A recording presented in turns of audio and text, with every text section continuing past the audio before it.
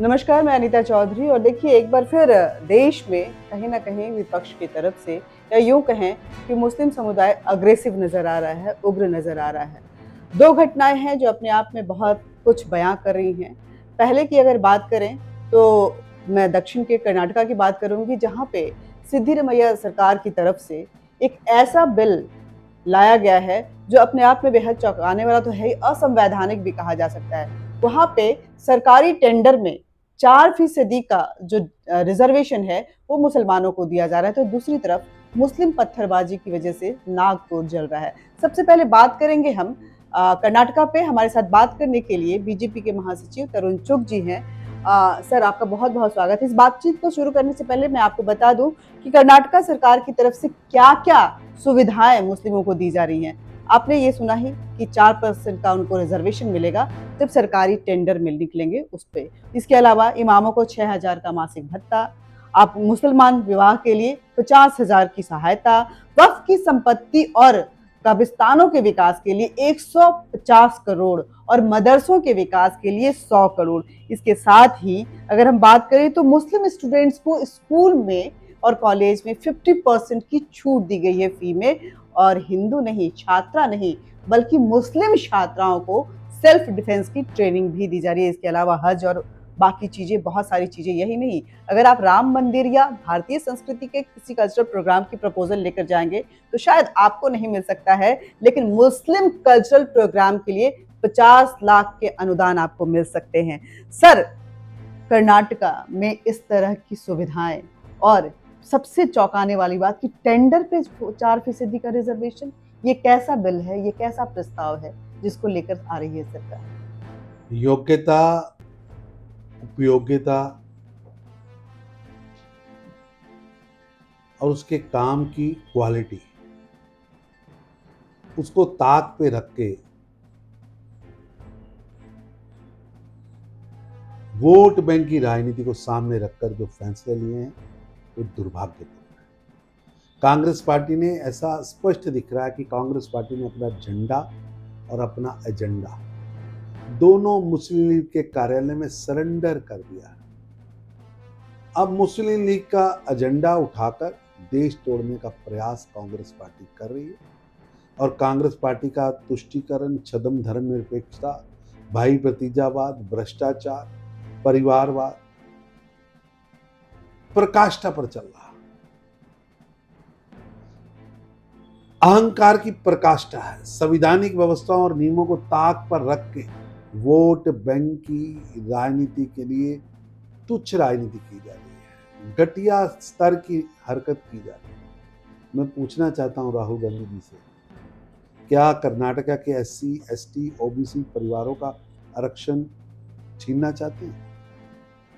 क्या आप कर्नाटका के संसाधन केवल एक विशेष वर्ग के लिए आरक्षित करना चाहते हैं? क्या आप संविधान से ऊपर हैं? क्या डॉक्टर भीमराव अंबेडकर जी ने जो संविधान लिखा था आप उसको मानने को तैयार नहीं हैं? उन्होंने स्पष्ट लिखा है, किसी भी व्यक्ति को धर्म के आधार पर, पंथ के आधार पर आप ऐसा नहीं कर सकते।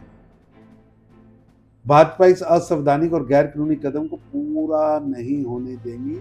ये गैर संवैधानिक है, गैर कानूनी है और ये तुष्टीकरण की प्रकाष्ठा है जो कर्नाटका बर्दाश्त नहीं करेगा। सर, कर्नाटका की तो बात हो गई, लेकिन कुछ चीज़ों को अगर हम देखें तो एक बार फिर मुस्लिम पत्थरबाजी जो है वो चरम पे है। नागपुर में मुस्लिम समुदाय के लोगों ने खूब पत्थरबाजी की, काफ़ी हमले हुए, जिसमें पुलिस पे भी हमले हुए। 3 डीसीपी घायल हैं, जो एक तो गंभीर रूप से घायल हैं।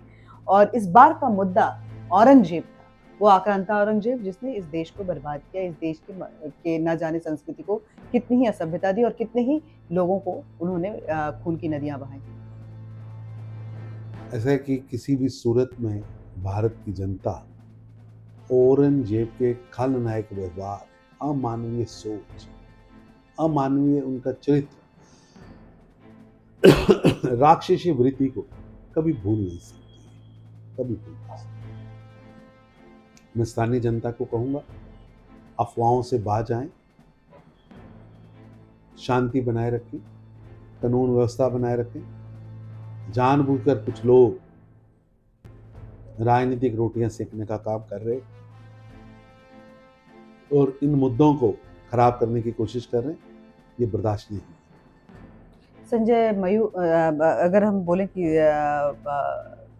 उद्धव ठाकरे की पार्टी से संजय जी ने कहा है कि ये जो नागपुर की लड़ाई है बेसिकली ये हिंदू मुसलमान नहीं बल्कि हिंदू हिंदू है। ये एजेंडा है भारतीय जनता पार्टी का, वही हिंदू से हिंदू पे करवा के वो इस तरह से बिगाड़ने की कोशिश करते हैं। ऐसा है कि शिवसेना अपनी आइडियोलॉजी को, अपने कामों को, अपनी सोच को भूल बैठी है। अब शिवसेना पूज्य बाला साहब ठाकरे जी की सोच को छोड़कर हनुमान चालीसा ना पढ़ने देने वाली सोच पे काम कर रही है। वोट बैंक की राजनीति के कारण उनका स्तर निम्न स्तर पर आ चुका है। एक अंतिम सवाल सर, वक्त को लेकर के आपने देखा जंतर मंतर पे खूब हंगामा हुआ और उसमें जो स्टेटमेंट्स आए वो कहीं ना कहीं चौंकाने वाले थे। कांग्रेस से लेकर के सपा सभी दलों के नेताओं ने एक लाइन जो कॉमन थी महमूद मदनी से लेकर के धर्मेंद्र यादव और बाकी कांग्रेस के नेताओं की, कि हम वक्फ बोर्ड लागू नहीं होने देंगे और इसके लिए सिर्फ सड़कों पे नहीं, अगर कुर्बानियां भी देनी पड़ेंगी तो हम करेंगे। वक्फ बोर्ड का इस्तेमाल भू माफिया के लिए करना, भू माफियों के हाथों से वक्फ बोर्ड को अब निकालना पड़ेगा और निकालकर गरीबों के हाथ में देना पड़ेगा। यही देश का हर मुसलमान चाहता है, देश का हर नागरिक चाहता है, पर कुछ लोग भू माफिया के इशारे पर कठपुतली की तरह डांस कर रहे हैं। ये डांस करने वाले संगठनों से मैं कहूंगा, अपने प्रदर्शन से परे हटें। ये दुकानदारी, भू माफिया प्रेम दिखाने के बजाय गरीब मुस्लिमों के हित में काम करें। बताएं ना, 70 सालों में कितने गरीब बच्चों को आपने रोजगार दिया है, कितनों को छत दी है। वक्फ का इस्तेमाल कब्जा करने के लिए, भू माफिया के लिए, कब्जा करने वालों को प्रोत्साहन देने के लिए करना, ये बर्दाश्त नहीं होगा। अब वक्फ भू माफिया का नहीं, केंद्र बनने देंगे। बहुत बहुत धन्यवाद सर। देखिए कहीं ना कहीं जिस तरह से चीजें एक तुष्टीकरण की राजनीति के बीच में रोटेट हो रही है, ये साफ जाहिर कर रहा है कि आने वाले समय में विपक्ष कहीं ना कहीं मुद्दा विहीन तो हो गया है, लेकिन एक बार फिर वो मुस्लिम राजनीति की रोटी सेक करके अपने जमीन को तलाशने की कोशिश कर रहा है। जय हिंद।